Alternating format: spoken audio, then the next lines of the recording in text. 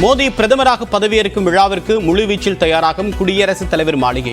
வெளிநாட்டு தலைவர்களும் பங்கேற்பதால் டெல்லியில் உச்சக்கட்ட பாதுகாப்பு.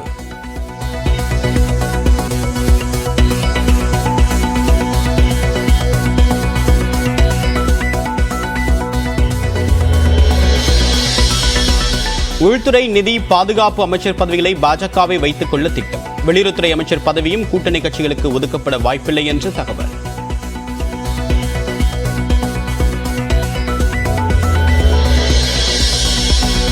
பிரதமர் நரேந்திர மோடியுடன் இன்று 15 பேர் அமைச்சர்களாக பதவியேற்க வாய்ப்பு. தெலுங்கு தேசம் கட்சியிலிருந்து ஒரு அமைச்சர், ஒரு இணை அமைச்சர் இன்று பதவியேற்பார்கள் என்று தகவல்.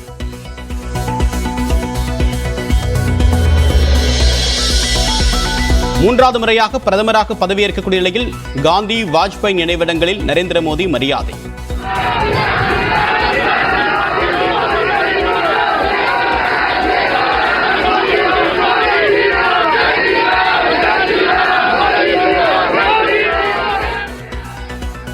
போர் வீரர்கள் நினைவிடத்திலும் மலர் வளையம் வைத்து மரியாதை செலுத்தினார்.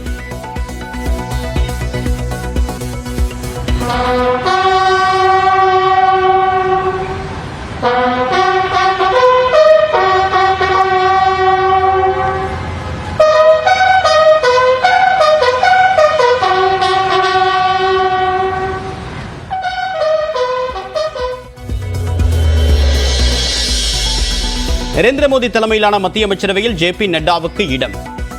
பாஜகவுக்கு புதிய தலைவர் தேர்வு செய்யப்பட வாய்ப்பு.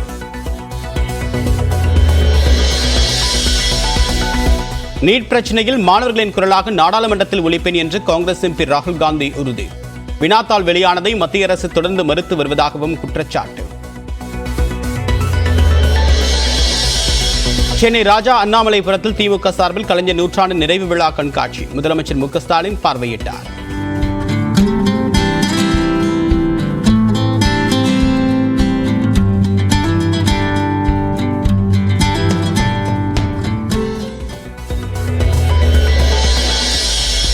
பாஜக மாநில தலைவர் அண்ணாமலைக்கு மத்திய அமைச்சர் பதவி.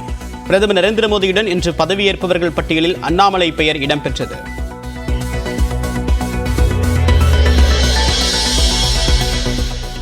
அண்ணாமலைக்கு மத்திய அமைச்சர் பதவி வழங்குவதால் தமிழ்நாட்டில் தாமரை மலர்ந்து விடாது. நியூஸ் 18க்கு அமைச்சர் சேகர் பாபு பேட்டி. முழுமையாக மக்களால் ஏற்றுக்கொள்ளப்படாதவர்களை மத்திய அமைச்சர்கள் ஆக்குகின்ற ஒரே இயக்கம் பாரதிய ஜனதா தான் இருக்க முடியும். அவருக்கு எத்தனை பதவியில் கொடுத்து பாரதிய ஜனதா தமிழகத்தில் அரசியல் செய்ய சொன்னாலும் அவர் அரசியல் ஈடுபடாது. ஜவஹர்லால் நேருவுக்கு பிறகு தொடர்ந்து மூன்றாவது முறையாக பிரதமராக பதவியேற்பது மோடியின் சாதனை என்று ரஜினிகாந்த் பாராட்டு. வலுவான எதிர்க்கட்சியை மக்கள் தேர்வு செய்திருப்பது ஜனநாயகத்திற்கு ஆரோக்கியமானது என்றும் கருத்து. மக்கள் இந்த பாராளுமன்ற தேர்தலில் ஒரு வலுவான எதிர்க்கட்சியை தேர்ந்தெடுத்திருக்காங்க. இது ஜனநாயகத்திற்கு ஒரு ஆரோக்கியமான அறிகுறி. ராமோஜி குழும தலைவர் ராமோஜி ராவ் உடல் அரசு மரியாதையுடன் தகனம். சந்திரபாபு நாயுடு உள்ளிட்ட தலைவர்கள் இறுதி அஞ்சலி.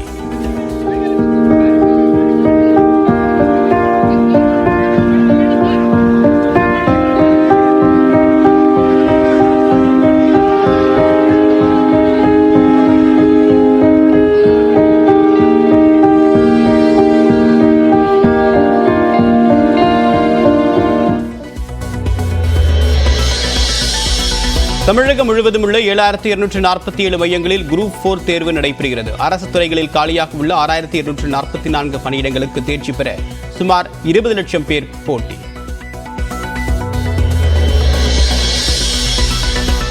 தேர்தலில் போட்டியிட்ட 8 ஆண்டுகளுக்குள் மாநில கட்சி அங்கீகாரத்தை பெற்றுவிட்டதாக சீமான் பெருமிதம்.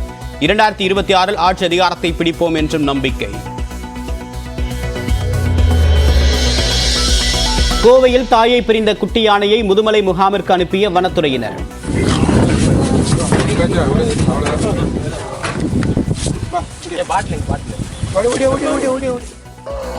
தாய் யானை கைவிட்ட நிலையில் வேறு யானைகளுடன் சேர்க்கக்கூடிய முயற்சியும் பலனளிக்காததால் நடவடிக்கை. T20 உலகக்கோப்பை போட்டியில் உகாண்டாவை 39 ரன்களில் சுருட்டிய மேற்கிந்திய தீவுகள் 134 ரன்கள் வித்தியாசத்தில் இமாலய வெற்றியை பதிவு செய்து அசத்தல்.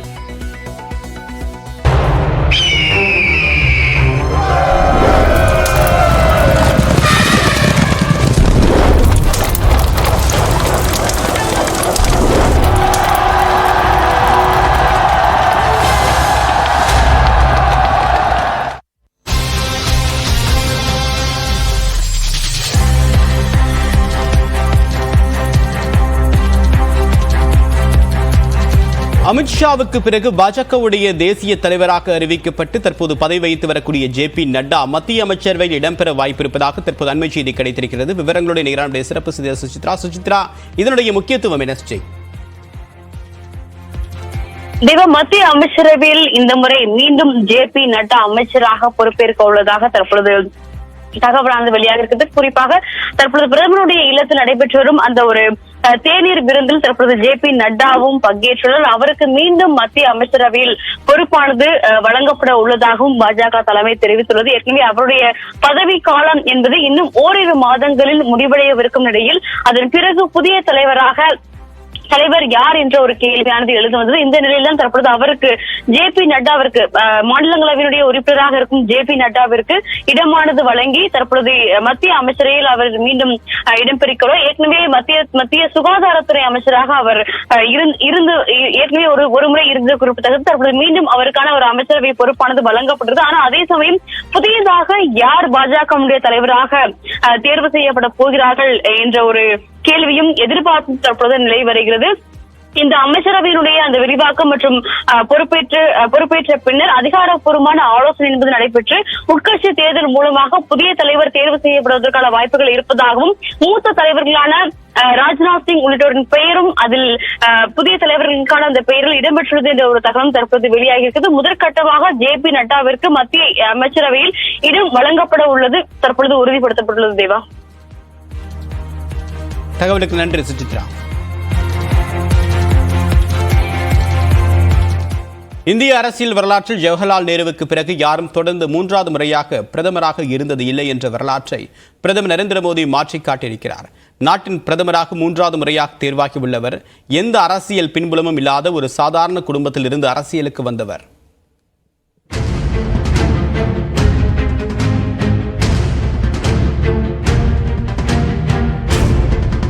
அரசியல் பின்புலம் எதுவும் இல்லாத ஒரு சாதாரண ஏழை குடும்பத்தில் மகனாக பிறந்த மோடி இந்தியாவின் பிரதமர் பதவியை தொடர்ந்து 3வது முறையாக ஏற்கும் அரசியல் தலைவராக உருவெடுத்துள்ளார்.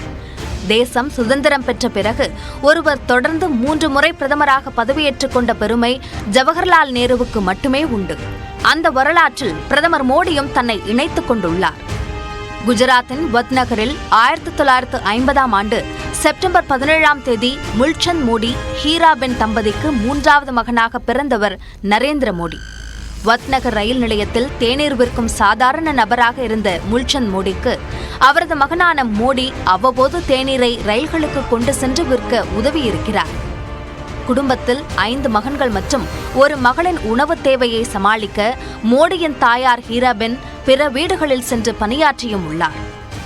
பள்ளி பருவத்தில் சராசரி மாணவனாக திகழ்ந்த நரேந்திர மோடி பள்ளி அளவிலான நாடகங்களில் நடித்ததுடன் பேச்சுப் போட்டியிலும் பங்கேற்று பல பரிசுகளை வென்றுள்ளார். இருப்பினும் அரசியல் தொடர்பே இல்லாத குடும்பத்தில் பிறந்து வளர்ந்த மோடிக்கு அரசியல் ரீதியான ஈர்ப்பை ஏற்படுத்தியது RSS இயக்கம்தான். தனது 8வது வயதில் RSS இயக்கத்தில் சேர்ந்த மோடி ராமகிருஷ்ணா மிஷன் சார்பில் நடத்தப்பட்ட பேளூர் மடத்தில் சில வாரங்கள் தங்கியிருந்த போது ஆன்மீகம் மீதான ஈடுபாடு ஏற்பட்டதாக கூறப்படுகிறது. பின்னர் 1960களின் இறுதியில் RSSின் நிரந்தர உறுப்பினராக இணைந்த மோடியின் வீடாக மணிநகரில் உள்ள RSS அலுவலகம் மாறியது. ஊழல் அரசுக்கு எதிரான பரப்புரைகளில் தன்னை ஈடுபடுத்திக் கொண்ட மோடி 1975ஆம் ஆண்டு அவசர நிலை காலகட்டத்தில் தனது அடையாளத்தை மாற்றிக்கொண்டு சில காலம் வாழ்ந்தார். அப்போது அவருக்கு RSS தரப்பில் வழங்கப்பட்ட பணி என்பது சிறையில் உள்ள RSS தலைவர்களின் குடும்பத்திற்கு தேவையான உதவிகளை செய்வதுதான். பின்னர் RSS அமைப்பில் பல பதவிகளை வகித்த மோடியின் ஒருங்கிணைப்பு திறமையை பார்த்த LK அத்வானி அவரை பாஜகவின் அமைப்புச் செயலாளராக 1987இல் நியமித்தார். 1990ஆம் ஆண்டு அத்வானியின் ரத யாத்திரைக்கான வியூகத்தை வகுத்துக் கொடுத்த மோடி கட்சியின் தேசிய செயலாளராகவும் 1991இல் நியமிக்கப்பட்டார். குஜராத் உள்ளாட்சி தேர்தல்களில் அடுத்தடுத்த வெற்றிகளை பெற்ற பாஜக சட்டமன்ற தேர்தலிலும் முத்திரை பதித்தது. இதன் மூலம் கேசுபாய் பட்டேல் குஜராத் முதலமைச்சராக பதவியேற்றார். அதன் பிறகு குஜராத் அமைச்சரவை கூட்டங்களில் பங்கேற்ற மோடி அரசியல் ரீதியாகவும் தவிர்க்க முடியாத நபராக உருவெடுத்தார். பின்னர் பல்வேறு அரசியல் சூழல் மாற்றங்களால் அப்போதைய பிரதமர் வாஜ்பாய் பரிந்துரையின் பேரில் கேசுபாய் பட்டேலுக்கு பதிலாக குஜராத் முதலமைச்சராக 2001ஆம் ஆண்டு மோடி நியமிக்கப்பட்டார். 2002ஆம் ஆண்டு கோத்ரா கலவர சம்பவத்தில் வன்முறையாளர்கள் கட்டுப்படுத்தப்படவில்லை என்று மோடி மீது கடுமையான விமர்சனங்கள் எழுந்தன. சுதந்திர இந்தியாவில் மிக கொடூரமான வகுப்புவாத கலவரம் என்றும் இது வர்ணிக்கப்படுகிறது. அதன் தொடர்ச்சியாக 2007, 2012ஆம் ஆண்டுகளில் நடந்த குஜராத் சட்டமன்ற தேர்தல்களில் வெற்றி பெற்று மாநில முதலமைச்சராக பணியை தொடர்ந்த மோடி 2013ஆம் ஆண்டு செப்டம்பரில் பிரதமர் வேட்பாளராக பாரதிய ஜனதா தேசிய செயற்குழுவால் அறிவிக்கப்பட்டார். அப்போது முதல் இப்போது வரை பாஜகவிற்கு அடுத்த பிரதமர் வேட்பாளர் பற்றிய சிந்தனையே ஏற்படாத அளவிற்கு பிரதமர் நரேந்திர மோடி தனது அரசியல் ஆளுமையை, வலிமையான தலைவர் என்ற உணர்வை கட்சித் தலைவர்கள் மனதில் பதிய வைத்துள்ளார்.